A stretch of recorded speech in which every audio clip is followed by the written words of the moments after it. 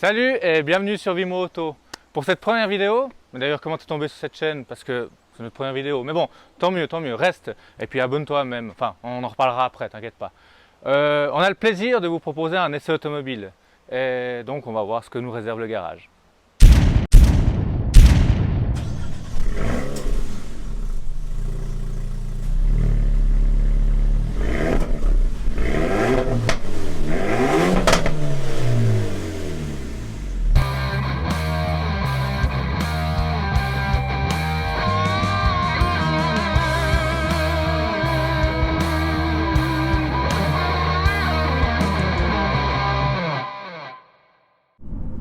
Donc là on est au volant de cette Mégane 4RS facelift, parce qu'ils ont quand même réussi à nous sortir un facelift. D'ailleurs en description vous verrez que je vous mets le lien de l'essai que j'avais fait à l'époque de la première version de la Mégane RS, quand c'était pour un autre média, mais ça, bref. Ce qui prédomine, c'est que la prise en main est relativement facile. La voiture a quand même un aspect assez large, mais semble bien posée sur ses roues. Un truc qui me chagrine à chaque fois, hein, c'est déjà le cas dans la première version, c'est qu'ils ne peuvent pas mettre de l'Alcantara tout autour, sérieux quoi. Où on met les mains à 9h15, il n'y a rien, mais bon. Donc la boîte, il y a un mode forcément purement automatique, ou bien sinon on peut passer en mode manuel avec les palettes au volant. Donc ce sont des palettes fixes. Il est bien dégueu ce pommeau. Ouais, ils auraient pu mettre ça, ils auraient pu mettre qu'un sélecteur, mais bon. Les palettes fixes ont l'avantage d'être toujours à la même place évidemment, mais j'avoue qu'elles sont bien sur le haut si on conduit à 10h10, mais si on conduit en mode circuit à 9h15, j'ai l'impression qu'en bas, elles sont un petit peu courtes. Et ça, c'est à cause du commodo de gestion de la radio, qui est lui aussi bien dégueulasse. Ouais, on dirait celui de la Clio 3. C'est marrant, je crois que j'ai le même dans le Scénic. Alors ce qui a beaucoup changé sur ce facelift de la Mégane, c'est principalement l'intérieur. L'intérieur à l'époque était vraiment d'un rendu très low cost avec l'utilisation de plastique aux aspects bien différents. Là on va dire qu'ils ont un petit peu fait un effort, bien que ce soit toujours pas super luxueux, mais les finitions sont correctes, il n'y a pas de gros défauts. Et puis surtout maintenant il y a l'infotainment qui est le nouvel infotainment proposé par Renault, qui est bien plus réactif que l'ancien, avec un écran de 9,3 pouces ici et puis un écran de plus de 10 pouces devant mes yeux. Donc c'est la première fois que c'est adopté un écran entièrement numérique derrière le volant.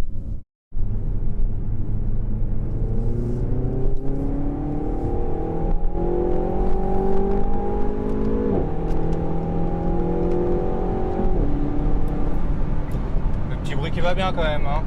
L'échappement il sonne correct. D'ailleurs en parlant de ça, alors bien évidemment l'entrée s'est fait en mode race, on reparlera des modes de conduite.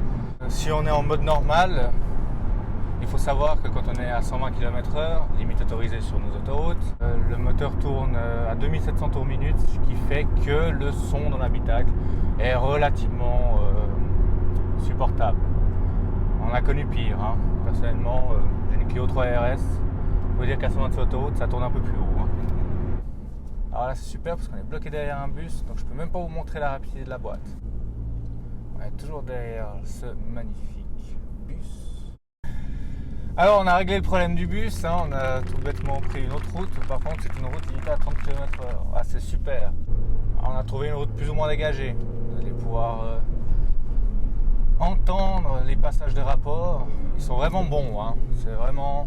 Le DC6 maintenant c'est bien amélioré. Et puis le feeling des palettes est vraiment ok. Vous voyez le problème, la palette fixe. Je suis obligé de déplacer mes mains pour vraiment la prendre. Et évidemment, ouais, tout de suite la technologie nous bride. Je crois que je vais devoir un peu arrêter parce que Perchman est pas loin de rendre. Mais vous inquiétez pas, tant qu'on roulera, il n'y a rien qui sortira. T'as arrêté de tourner? Ouais. Ah ouais.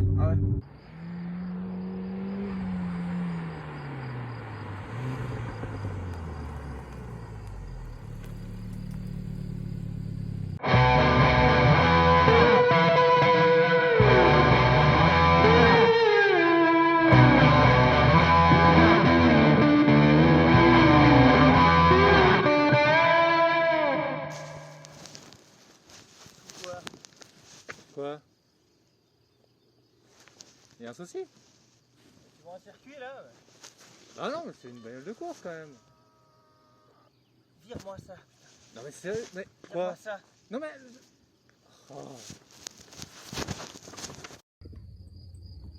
On a vu qu'on peut même plus s'habiller comme on veut quand on conduit une voiture de sport, mais bref. Vu que j'ai mis le casque maintenant, je dois avoir une coiffure horrible, je mets la casquette. Ça c'est des puristes. Elle est pas manuelle ta bagnole. Du coup, il est vrai qu'en Suisse, ils ont un petit peu simplifié l'offre. Pour ce facelift, en Suisse, ils proposent uniquement la version Trophy, en boîte EDC, 6 rapports. La version Trophy a l'avantage d'avoir le châssis Cup de base, les freins bimatières ici, les étriers de freins rouges, et aussi ces jantes spéciales RRS en 19 pouces. La monte est en Potenza S001, tout ça pour une taille de 245/35 R19. Ensuite, au niveau de ce qui change extérieurement parlant, c'est plus ou moins tout. La calandre à l'avant est légèrement différente, et le signe Renault est maintenant en 2D, si on peut appeler ça comme ça. Il y a toujours le petit signe Trophy qui est devant sur la lame. Et aussi ce qui a changé, mais ça c'est donc sur l'ensemble des Mégane, facelift 4.2 si on veut bien, c'est les phares arrière, qui suivent beaucoup plus la carrosserie. Maintenant plus proposé qu'avec le 1,8 litre turbo M5 PT issu de l'Alliance, qu'on retrouve aussi sur l'Alpina 110. Cette Mégane RS en version Trophy développe donc 300 chevaux à 6000 tours minute et avec la boîte EDC 420 Nm, dont l'avantage est que le maximum se trouve à 3200 tours minute. Donc je dirais ça permet de plus facilement maîtriser le couple et surtout maîtriser la transmission de la puissance sur le bitume. Parce qu'il ne faut pas oublier, ça reste une traction.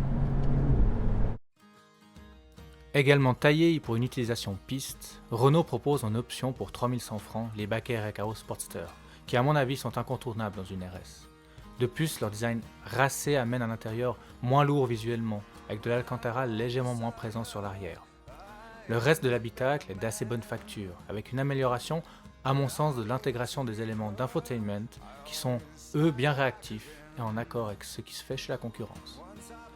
Enfin, les divers modes de conduite auront une influence principalement sur la réponse de la pédale des gaz et en mode automatique sur la plage d'utilisation du moteur et la rapidité du passage de vitesse. Également, l'échappement se fera plus sonore dans les modes sport et race, avec même la déconnexion des aides à la conduite en mode race pour une expérience de conduite des plus pures, à utiliser avec précaution. Le diffuseur, autre marque de fabrique des RS, est aussi bien présent sur cette Mégane.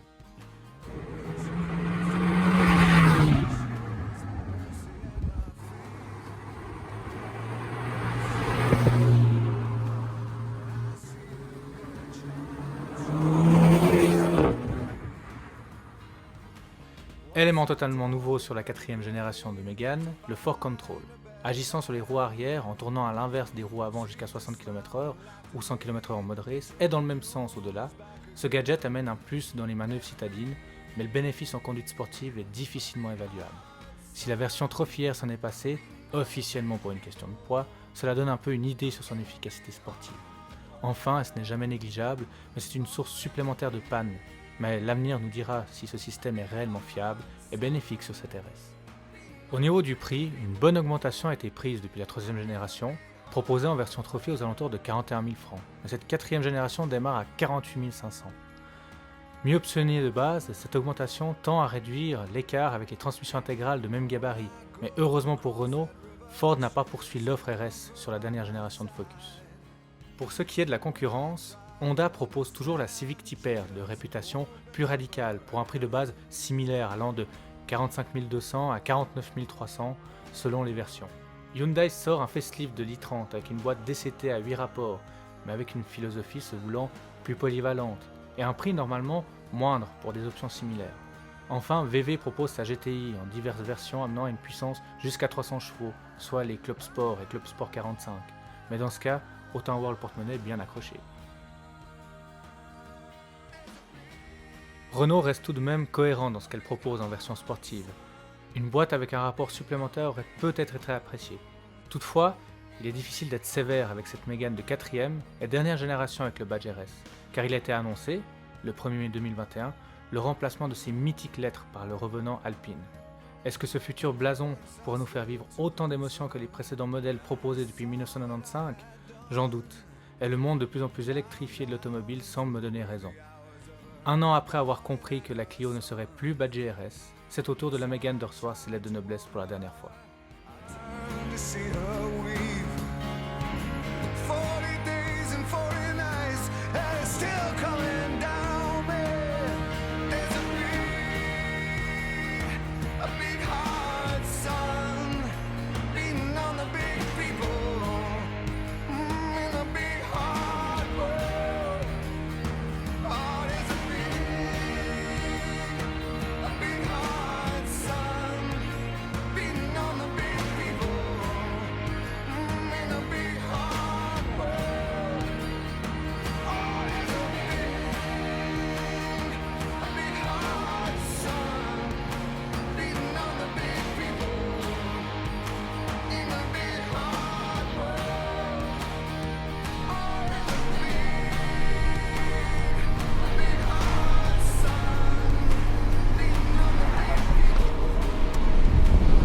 Merci de nous avoir regardés.